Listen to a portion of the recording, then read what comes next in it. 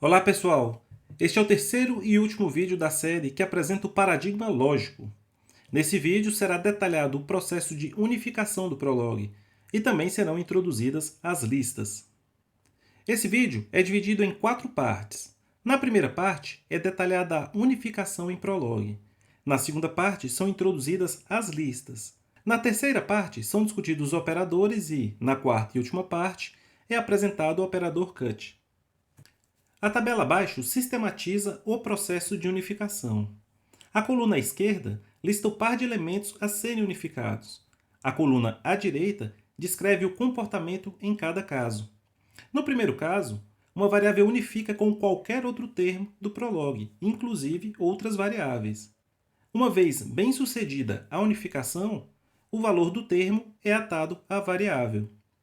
No segundo caso, dois termos primitivos só se unificarão caso ambos sejam idênticos. Lembre-se de que os átomos e os números inteiros são termos primitivos do Prolog. Por fim, no terceiro e último caso, duas estruturas de dados unificarão apenas se ambas têm mesmo construtor, mesma aridade e, para cada par de argumentos correspondentes, seus valores também unificam.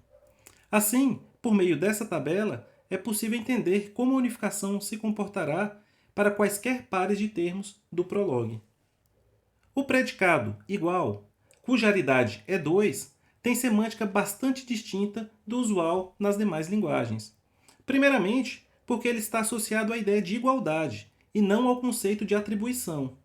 Em segundo lugar, porque a igualdade aqui se dá no campo da unificação e não de valores apenas. Assim, esse predicado retornará verdadeiro apenas se os seus dois argumentos se unificam. Vejamos os exemplos a seguir para entender melhor o comportamento desse predicado. No primeiro exemplo, ambos argumentos são átomos idênticos, portanto, o operador retorna verdadeiro. No segundo exemplo, os argumentos são átomos distintos. Nesse caso, ambos não unificam, de modo que o predicado retorna falso. No terceiro caso, os argumentos são estruturas de dados. Observe que ambas têm mesmo nome, que é P, a mesma aridade, que é 2, e ambos argumentos são átomos. Os primeiros argumentos são ambos idênticos, assim como os segundos argumentos. Logo, as estruturas unificam e o operador igual retorna verdadeiro. No quarto exemplo, os argumentos são estruturas cujos nomes e aridades são iguais, mas o segundo argumento de ambas não unificam. Assim, o retorno do operador é falso. O quinto exemplo também envolve estruturas, e a novidade aqui é que o segundo argumento de ambas também é uma estrutura. Como há a unificação das estruturas X e também dos segundos argumentos, que são estruturas Z, então o predicado retorna verdadeiro. O último exemplo é semelhante ao anterior, mas os segundos argumentos das estruturas Z não unificam. Assim, o operador retorna falso. Vamos ver uma série de exemplos para entender o resultado da unificação envolvendo variáveis.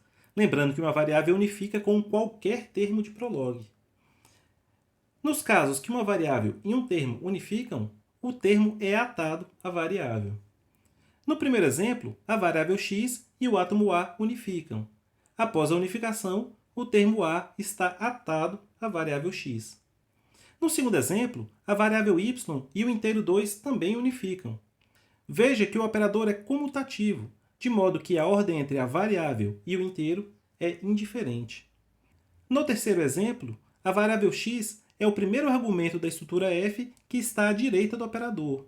Portanto, unifica com o átomo x, que também é o primeiro argumento da estrutura f, agora à esquerda do operador igual. No quarto exemplo, a variável x unifica com o átomo x, porém o segundo argumento de ambas estruturas não unificam. Assim, a unificação como um todo falha e a variável x não é atada ao valor do átomo x. No último exemplo, ambas variáveis unificam com ambos átomos. Veja na saída do interpretador que ambas variáveis foram atadas aos respectivos átomos. Uma variável também unifica com qualquer outra variável. No primeiro exemplo, as variáveis a e b unificam. Na prática, ambas serão uma mesma referência ao valor que eventualmente vier a ser atado a uma das duas variáveis. Veja isso acontecendo no terceiro exemplo. Após as variáveis x e y unificarem, y unifica com o átomo teste. Portanto, tanto x quanto y estariam atados ao átomo teste em todos os demais objetivos da consulta composta, se estivessem aqui presentes. No quarto exemplo, inicialmente o x unifica com o y. Em seguida, z também unifica com o y e, por fim, x unifica com o átomo teste. Como a unificação é transitiva, ambos y e z também estarão atados ao átomo teste. O último exemplo utiliza o predicado right para exibir o valor da variável x, verificando que ela de fato também foi atada ao inteiro 2, que havia unificado com y, variável que também unifica com x. A variável anônima funciona como um coringa. Sempre unifica, porém nenhum valor é atado a ela. A unificação dá um tratamento especial às variáveis anônimas. As múltiplas aparições da variável anônima em um objetivo não implicarão em valores iguais, como é o caso para variáveis nomeadas. Antes de prosseguir com os exemplos, lembre que o predicado diferente retorna verdadeiro apenas quando não ocorre a unificação entre seus parâmetros. No primeiro exemplo, a variável c unifica com o predicado f, cujos parâmetros são as variáveis a e b. Como ainda não há nenhum valor atado a essas variáveis, na escrita de c no console por meio do próximo objetivo, o resultado é que, nas posições correspondentes a A e a B, estão impressos números prefixados pelo underscore, indicando as referências dessas variáveis. Após o início da nova linha, as variáveis A e B unificam com o átomo A e com o inteiro 8, respectivamente.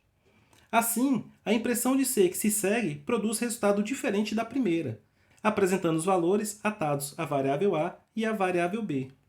No segundo exemplo, a variável x unifica com o predicado C com parâmetros variável y e o átomo D, no primeiro objetivo. Já no segundo objetivo, x não unificará com o átomo teste, uma vez que a variável x já está atada ao predicado C com os parâmetros que eu citei, o qual não unificará com esse valor. Portanto, a consulta como um todo falha.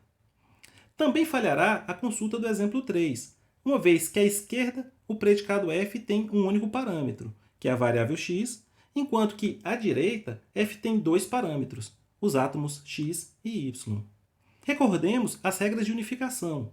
Para que dois predicados unifiquem, não basta que os nomes sejam iguais.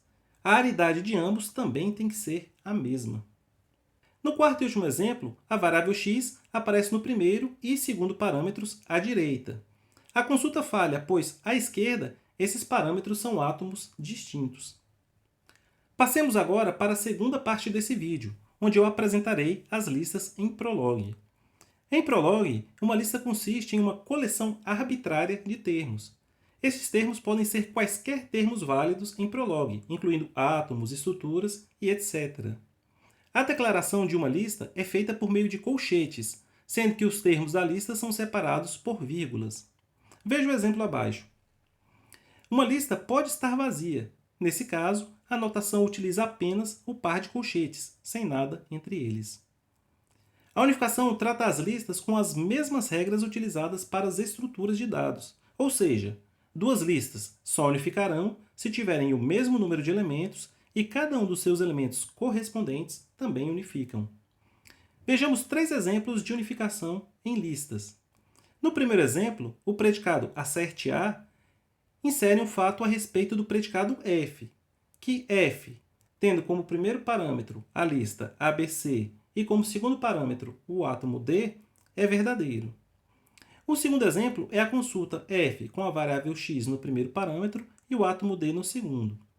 Como o fato anterior foi inserido à base, então o x unifica com a lista cujos elementos são os átomos A, B e C. No terceiro exemplo, à esquerda temos uma lista com 3 elementos, onde o primeiro e o terceiro foram ignorados pela variável anônima, e o segundo é a variável x. À direita, temos a lista com os elementos 1, 2 e 3, respectivamente. Assim, ambas listas unificam, pois ambas têm mesmo número de elementos, a variável x unifica com o inteiro 2 e a variável anônima unifica com qualquer valor. Observe novamente que, no caso especial da variável anônima, suas múltiplas aparições não implicaram em valores iguais, como é o caso nas variáveis nomeadas. Há uma notação particular e bastante útil para listas que é utilizada em casamento de padrões. A notação colchete, variável h, barra vertical, variável t, fecha colchete, unifica com qualquer lista que não esteja vazia, atando a variável h, o primeiro elemento da lista, e a variável t, uma lista com todos os demais elementos. Vejamos 3 exemplos que utilizam essa notação. No primeiro exemplo, o valor 1 é atado a h, pois é o primeiro elemento da lista à direita, enquanto que t é atado à lista dos demais elementos, a saber, 2, 3, 4 e 5. No segundo exemplo, como a lista da direita tem um único elemento, a variável t é atada a uma lista vazia. Por fim, no terceiro exemplo, como a lista à direita está vazia, não acontece o casamento de padrões e nem a unificação, portanto, o retorno é falso. Essa notação também permite a extração dos n primeiros elementos da lista. Basta enumerar n variáveis antes da barra, separadas por vírgula. Contudo, é obrigatória a presença de uma única variável após a barra, a qual será atada os elementos restantes, se houverem. No exemplo abaixo, A, B e C extraem os 3 primeiros elementos da lista, enquanto AT é atada à lista dos elementos restantes, a saber, o 4 e o 5. O fato das listas serem tratadas de forma idêntica aos predicados pela unificação se dá porque, de fato, as listas em Prolog nada mais são do que predicados de aridade 2. O primeiro argumento da lista é o seu primeiro elemento, o qual denominamos head. Já o segundo argumento é uma lista com todos os demais elementos, denominada tail. Essa abordagem para listas é semelhante à utilizada em Lisp. Para invocar diretamente o operador de construção de listas no SWI Prolog, utilize o operador colchete barra colchete. Observe o exemplo abaixo. O operador de construção recebe 2 parâmetros, o número 1 e uma nova lista, a qual é construída pelo mesmo operador, agora tendo 2 como primeiro parâmetro e uma nova lista como segundo parâmetro. Essa última lista recorre novamente ao operador, tendo agora como argumentos o número 3 e a lista vazia, que naturalmente é uma lista válida em Prolog. Esse tratamento dado às listas pelo Prolog facilita a escrita de rotinas recursivas para a manipulação dessas listas. Como exemplo de tais rotinas, para verificar se um dado elemento pertence ou não a uma lista, basta usar o predicado member, que tem aridade 2. Uma possível implementação para esse predicado seria a seguinte. A primeira cláusula afirma que H é um membro da lista que tem H como head. Observe que um fato onde um ou mais de seus argumentos contém variável se comporta efetivamente como uma regra sem corpo. A segunda cláusula diz que x será um elemento da lista que tem t como tail, se x for membro de t. Isso porque o fluxo de controle avalia as cláusulas na ordem que foram declaradas, de modo que a segunda só será avaliada caso x não seja igual a h. Veja que essa segunda cláusula é recursiva e que o caso base foi declarado antes da chamada recursiva. Observe também que, se a lista está vazia, o h e a lista vazia não unificam. O predicado append, cuja aridade é 3, realiza a concatenação da lista dada no segundo argumento à lista dada no primeiro argumento, sendo que o resultado dessa concatenação será atado à variável que é dada como terceiro argumento. Veja o exemplo abaixo, onde a variável x conterá a concatenação das listas 1, 2 e 3, 4 e 5. Uma possível implementação para o predicado append seria a seguinte. Na primeira cláusula, que caracteriza o caso base, anexar uma lista x a uma lista vazia resulta na própria lista x. A segunda cláusula trata da chamada recursiva. Anexar x a uma lista que tem h como head e t1 como tail resulta em uma nova lista que tem o mesmo h como head e tail t2 igual ao resultado de se anexar x à lista t1. Observe que a desconstrução da lista por meio do operador colchete barra colchete simplifica a escrita do predicado append. Um subproduto interessante do fluxo de controle do Prolog é a possibilidade de decompor listas por meio do predicado append. Veja o exemplo abaixo. A consulta deseja pares de listas x e y, cuja concatenação resulte na lista 1, 2, 3. Por meio do ponto e vírgula, o interpretador lista os 4 pares possíveis. Primeiro par, x vazio, o y igual à própria lista 1, 2, 3. Segundo par, o x é a lista que contém um único elemento com o número 1, e o y a lista que tem os elementos 2 e 3. A terceira possibilidade tem x sendo uma lista com os elementos 1 e 2, e y uma lista com um único elemento que é o 3. E por fim, a quarta e última possibilidade é que x seja toda a lista 1, 2, 3 e que y seja a lista vazia. É possível declarar todos os elementos de uma lista como fatos e também gerar uma lista a partir de fatos. O primeiro processo pode ser feito por meio de um predicado recursivo que insere, um a um, todos os elementos da lista na base de dados por meio do predicado assert_z. Observe a implementação abaixo. Já o processo inverso é mais complicado, e para isso, Prolog disponibiliza o predicado findAll, que tem aridade 3. O primeiro argumento é o padrão que será utilizado para compor os elementos da lista. O segundo argumento é o objetivo da consulta, que utiliza o padrão. E, por fim, o terceiro é a variável a qual será atada a lista resultante. Por exemplo, na consulta findAll x, factx, L, a lista L conterá todos os valores x, tais que o objetivo factx é satisfeito. Apresentadas as listas, daremos início agora à terceira parte do vídeo, onde falarei sobre operadores e construtores. De fato, os operadores aritméticos em Prolog nada mais são do que construtores de inteiros. Por exemplo, a adição é um predicado de aridade 2. O uso do predicado display no ambiente interativo deixa esse fato mais claro, conforme observamos nas saídas dos exemplos abaixo. Prolog permite transformar qualquer construtor em um operador, o que permite utilizar uma sintaxe diferente do padrão usual, que é o nome seguido de argumentos entre parênteses separados por vírgulas. Os operadores podem ser infixados, ou seja, utilizado entre os seus argumentos, como na expressão 3 mais 4. Eles podem ser prefixados, antecedendo os seus argumentos, como o sinal negativo no número -7. E eles podem ser pós-fixados, como é o símbolo de fatorial lá na matemática, aqui no exemplo representado pelo predicado factorial. Além de seus nomes e aridades, cada operador em Prolog é associado a um número inteiro entre 1 e 1200, o qual representará a precedência do operador em relação aos demais. Em uma expressão que envolva 2 ou mais operadores, são executados primeiramente aqueles que tiverem os menores números associados. A definição de novos operadores em Prolog se dá por meio da diretiva op, cuja aridade é 3, e cujos argumentos são a precedência, a associatividade e o nome do operador. A associatividade é indicada por meio de padrões, onde a letra F indica a posição do operador. Por exemplo, o padrão fxx indica um operador prefixado binário, pois recebem 2 argumentos, aqui o par de x, após o seu nome. Como op é diretiva e não predicado, quando utilizada em um arquivo-fonte, ela tem que ser precedida pelo operador pescoço.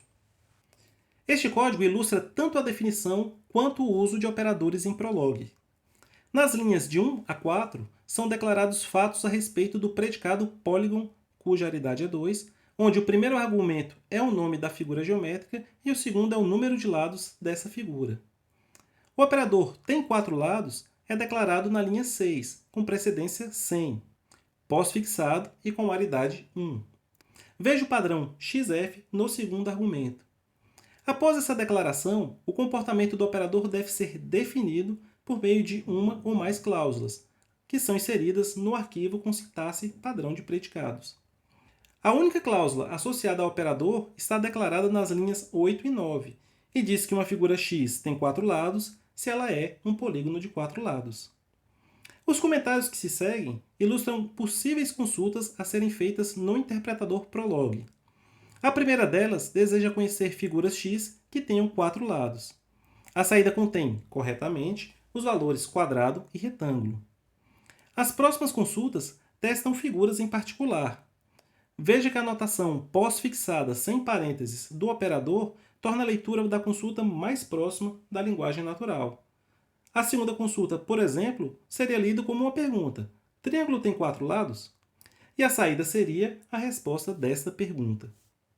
A notação de operador pode ser utilizada também para declarar fatos.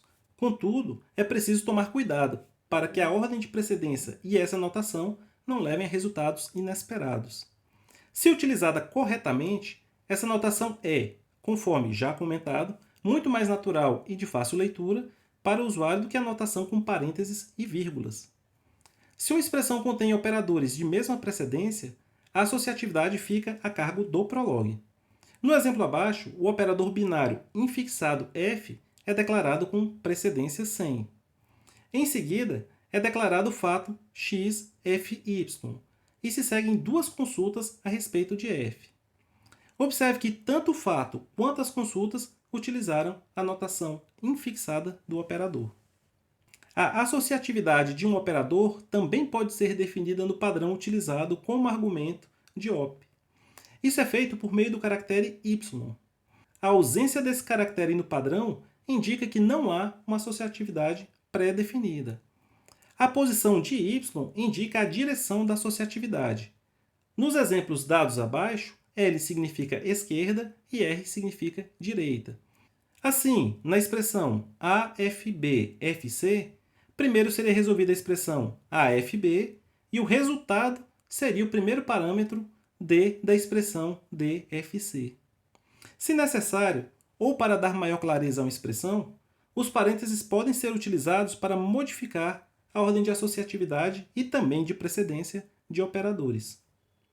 Nesse código são declarados 3 operadores binários infixados.